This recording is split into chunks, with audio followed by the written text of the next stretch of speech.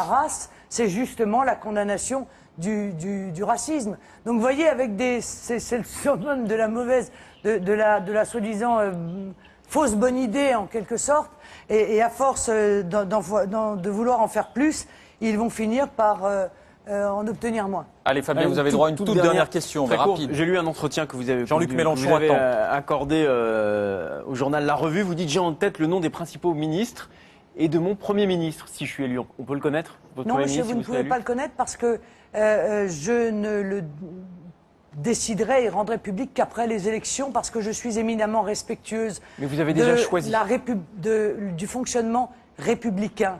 Je suis respectueuse des institutions de la Ve République telles que l'a construite Monsieur De Gaulle, et qui a été d'ailleurs torturée. Il sera issu du Front National, votre Premier ministre. Qu'elle est presque aujourd'hui dénaturée, cette constitution qu'il a conçue, construite. Il sera issu du Front National, ce Premier ministre?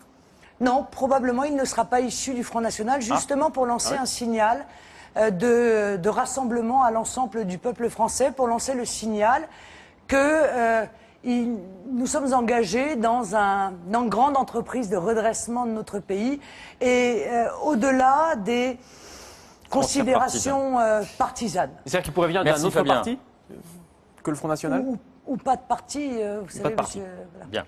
Merci Fabien. Merci. Vient maintenant le moment de notre deuxième débat. C'est Jean-Luc Mélenchon, le candidat du Front de gauche, qui nous rejoint. Merci Fabien.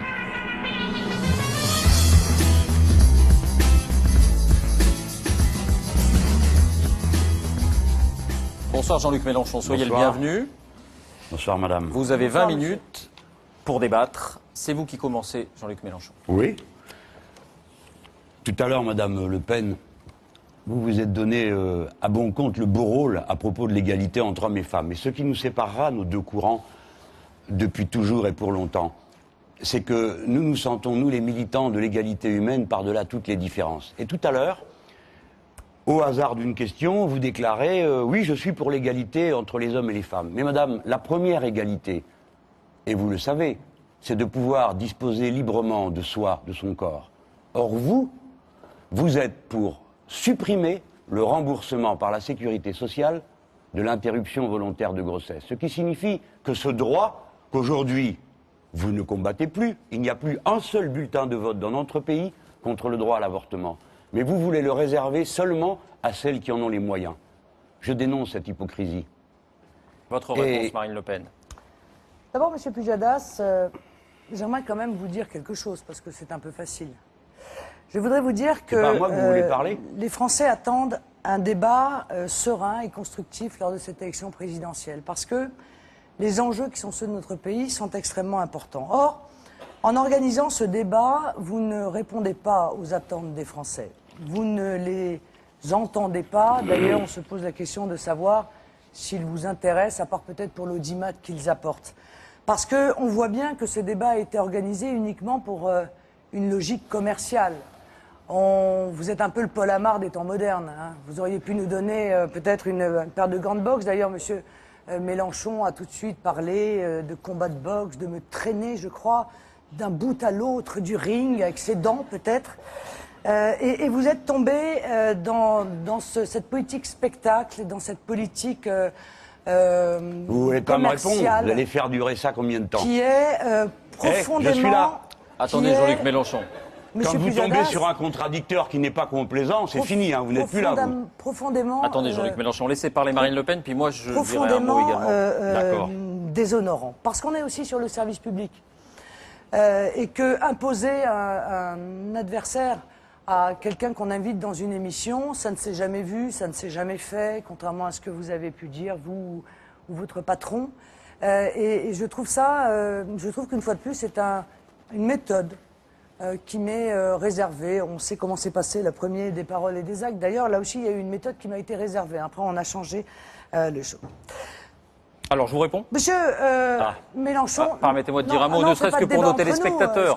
C'est pas un débat donc, avec nous, je m'adresse... Je veux bien débattre avec vous, monsieur Pujadas. Non, je ne vous invite pas à débattre avec moi. S'il vous plaît, Jean-Luc Mélenchon. Il ne se passera rien de grave. Laissez-moi simplement, s'il vous plaît, Jean-Luc Mélenchon, laissez-moi simplement dire quelques mots à nos téléspectateurs. Ce n'est pas à vous que je réponds, je n'ai pas du tout l'intention de débattre avec vous. Je dis simplement qu'il n'y a eu aucun traitement différent qui vous avait été réservé. Jusque-là, tous les candidats à la présidentielle qui se sont assis à votre place ont accepté de débattre avec les contradicteurs que nous avions choisis sans qu'il n'y ait aucun problème. D'autre part, vous nous avez exprimé votre souhait de débattre avec un représentant de l'UMP.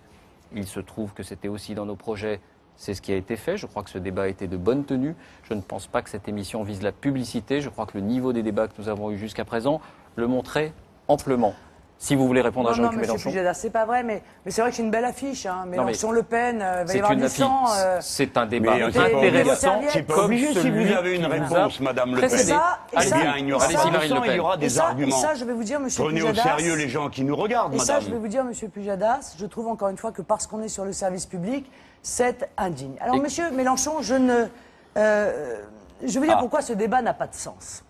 Ce débat n'a pas de sens parce que d'abord, vous n'êtes pas du tout au même niveau électoral que moi, et c'est la raison pour laquelle je vous ai battu aux européennes. Vous aviez un siège, c'est votre numéro 2. Je l'ai battu à plat de couture. Quant à le point où je suis dans les sondages aujourd'hui, c'est le score qu'a fait votre père la dernière fois. Prenez-moi de moins haut, s'il vous plaît, car la surprise va être extrême pour vous bientôt.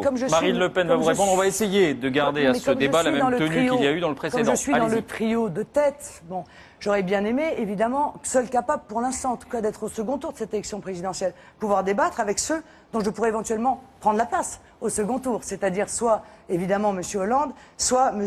Sarkozy. La deuxième raison, c'est, M. Mélenchon, votre attitude profondément anti-républicaine. Votre seule stratégie de campagne, depuis que vous avez démarré votre campagne, a été une succession quasi quotidienne, d'ailleurs, d'injures.